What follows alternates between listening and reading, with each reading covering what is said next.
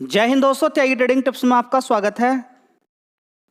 दोस्तों, इस वीडियो के अंदर हम बात करने वाले हैं टोटल 2 शेयर के बारे में। यहाँ पर बात होने वाली है। कमाल की बात यह है कि दोनों ही 60 रुपए से सस्ते शेयर हैं और दोनों के ही बिजनेस शानदार हैं। दोनों के अगर बिजनेस देखें तो शानदार हैं, बिजनेस में कोई कमी नहीं है। फंडामेंटल एक अलग चीज़ हो गई है और बिजनेस एक अलग चीज़ हो गई है। फंडामेंटल अभी थोड़े से ख़राब हो सकते हैं कुछ समय के लिए रिजल्ट्स ख़राब हो सकते हैं, लेकिन आने वाले टाइम में अगर किसी कंपनी का या किसी भी बैंक की बात करें या कंपनी की बात करें, उनके बिजनेस के अंदर जान है तो आगे पैसा बन सकता है। तो 2 शेयर के बारे में चर्चा होने वाली है।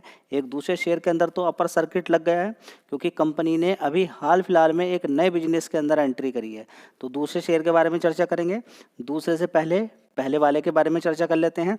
तो बैंक ऑफ महाराष्ट्र, कल की वीडियो अगर आपने देखी होगी तो फंडामेंटल रिजल्ट्स पूरी चर्चा यहाँ पर की गई थी कि किस तरीके से कंपनी ने 23% के नेट प्रॉफिट के अंदर जंप दिखाया है, जबकि कल शेयर के अंदर गिरावट थी 4% की लगभग। तो मैंने आपसे एक ही बात बोली थी कि आप गिरावट होती है नहीं होती है इस चीज़ को छोड़ दीजिए। रिजल्ट्स अभी अच्छे आए हैं तो इस चीज़ को देख के ना खरीदें कि कल ही तेज़ी बनने वाली है। हाँ, तेज़ी बन गई है। रिजल्ट्स में ज़्यादातर आपको देखने को मिलेगा कि अच्छे रिजल्ट्स किसी कंपनी के आएंगे तो तेज़ी अच्छी बन सकती है, अगर पहले से ऑलरेडी तेज़ी अगर नहीं बनी है तब। याद रखिएगा इस चीज़ को, क्योंकि अगर आप रिजल्ट्स देखकर ट्रैप भी हो सकते हैं एक चीज़ में। क्या कि रिजल्ट्स तो आपने देख लिए लेकिन ये नहीं देखा कि तेज़ी कितनी बनी थी अभी हाल फिलहाल में, ट्रैप हो जाओगे। यहाँ पर पढ़ाई करनी ही पड़ेगी आपको लगता है कि बिना कुछ करे पैसा रखा है, यहाँ पर नहीं। हाँ, आपने अगर किसी पर्टिकुलर शेयर पे अच्छी स्टडी की, पढ़ाई की, मेहनत की, हो सकता है दूसरे शेयर में आपको जाने की आवश्यकता ना पड़े और आपका एम ही था कि मैं पैसा लेकर आया हूँ, मेरा 5-10 गुना पैसा हो जाए, और अच्छा मोटा आपने पैसा लगा दिया तो बात एक अलग है। लेकिन अगर रिस्क, देखिए रिस्क यहाँ पर स्टॉक मार्केट के अंदर रहेगा। बहुत सारे लोग कहते भी हैं कि ये शेयर मैंने खरीद लिया, ये गिर गया, मैं तो बर्बाद हो गया। तो आपको स्टॉक मार्केट नहीं आता है। एक शेयर के गिरने पे आप बर्बाद हो जाते हैं, मतलब कि स्टॉक मार्केट आता ही नहीं है। कभी भी याद रखिएगा, थोड़ा सा ध्यान लगाइए। अब से 5 साल पहले आप चले जाइए या 6-7 साल पहले आप चले जाइए। 7 साल पहले मान लीजिए कि आपने बैंक ऑफ महाराष्ट्र को भी खरीदा, आपने HDFC बैंक को भी खरीदा, ICICI को भी खरीदा, यस बैंक को भी खरीदा, और सब के अंदर आपने 10-10 हज़ार रुपये लगा के छोड़ दिया। तो आपको मालूम है कि एक शेयर के अंदर आपका पैसा चला गया, पूरा 10,000 रुपया डूब जाएगा। किसके अंदर? यस बैंक के अंदर। बाकी के अंदर तो नहीं डूबा ना, बाकी के अंदर तो 4-4, 5-5, 6-6 गुना पैसा हो गया। तो कैसे आप कह सकते हैं कि स्टॉक मार्केट में पैसा डूब जाता है?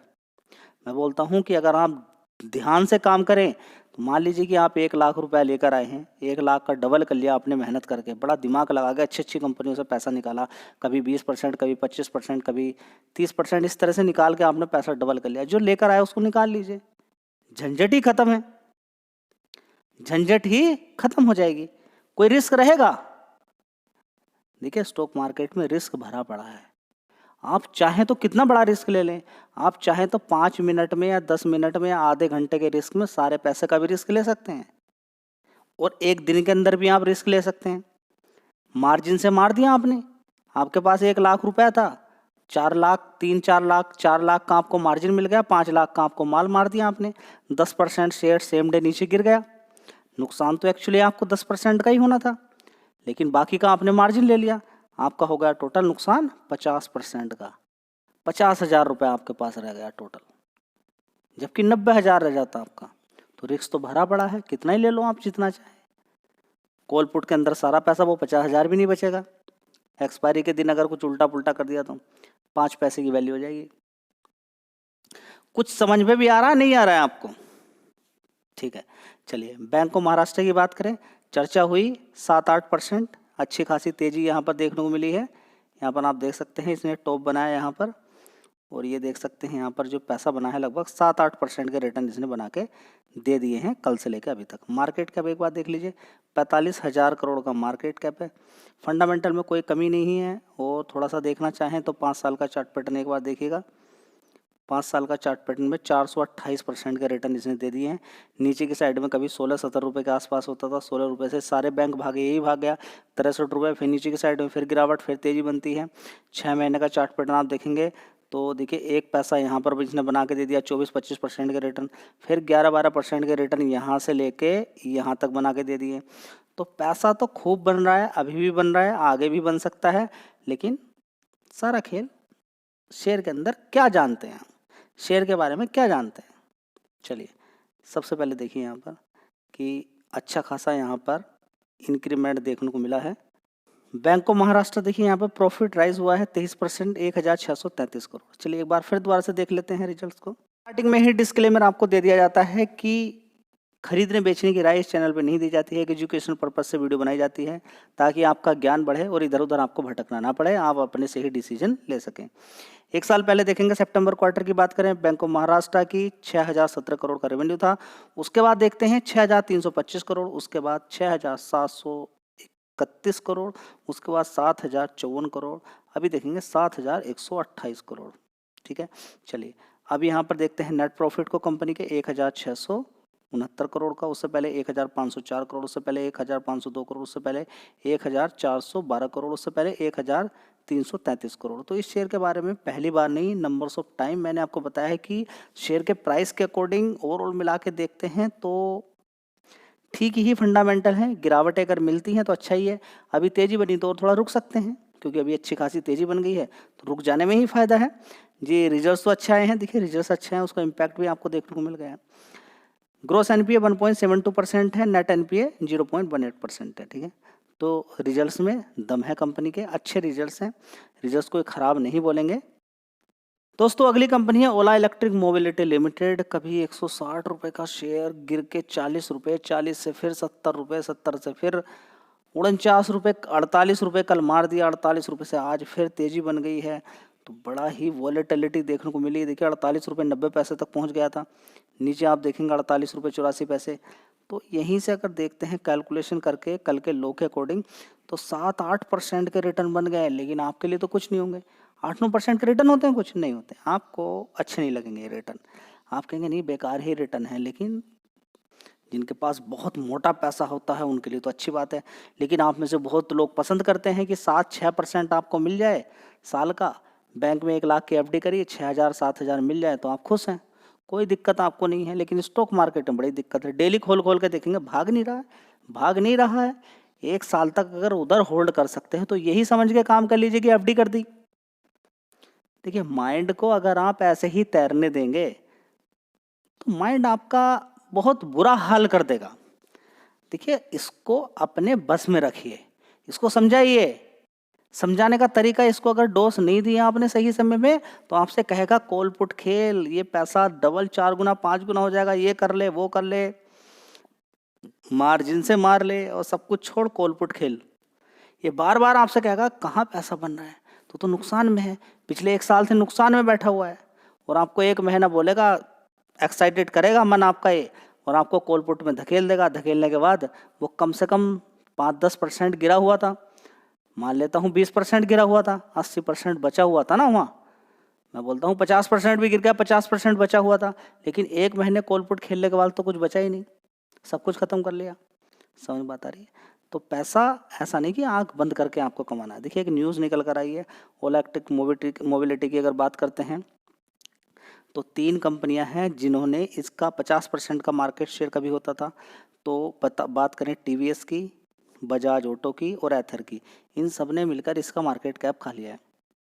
ठीक है, सबने धीरे धीरे इसका बिजनेस थोड़ा थोड़ा ख़त्म कर दिया। ठीक है, जिसकी वजह से बड़ी दिक्कत परेशानी हुई, लेकिन कुछ निगेटिव है तो कुछ पॉजिटिव। 10 लाख गाड़ियाँ अभी तक बना चुकी है कंपनी।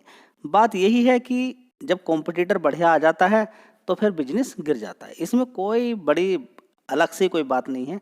हाँ, कंपनी ने एक बढ़िया काम किया है, जो मैंने आपसे बोला कि कंपनी खुद की अपनी बैटरी बना रही है। अब उसी धंधे के अंदर इसने कंपनी ने अपने आप को बढ़ाया है, बैटरी खुद की बना रही है, और साथ ही कंपनी क्या कर रही है समझिए पहले, साथ ही कंपनी ने अपने आप को उसी धंधे के अंदर आगे बढ़ाया है कि हम अब जो बैटरी बनाएंगे, एनर्जी स्टोरेज जो आगे करने के लिए बैटरी बना के तैयार करेंगे, वो ऑफिस के लिए भी और होम के लिए, घर के लिए भी। अभी तो हम इलेक्ट्रिक व्हीकल के लिए ही बैटरी बना रहे थे, तो बहुत बढ़िया बात है। सोलर एनर्जी की बात करें, विंड एनर्जी की बात करें, जो आपके घर में लाइट आती है इलेक्ट्रिक वो सोलर से आती हो, सोलर से आती हो या फिर वो कोयले से इलेक्ट्रिसिटी बन के आती हो या फिर वो पावर से आती हो, किसी भी सोर्स से आ रही हो, या कोयले से बनकर आ रही हो या फिर वाटर पानी ऊपर टरबाइन पे गिरता है उससे बनकर आ रही हो, सभी के लिए अगर देखिए 24 घंटे तो लाइट नहीं आती है।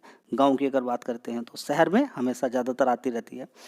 तो गांव के अंदर बड़ी परेशानी रहती है, बैटरी नहीं रहेगी बड़ी दिक्कत हो जाएगी, खासकर गर्मियों में तो बड़ी दिक्कत हो जाएगी, शहर में भी बड़ी दिक्कत हो जाती है। तो बैटरी पर अगर कोई कंपनी अपना काम कर रही है तो बहुत बढ़िया बात है।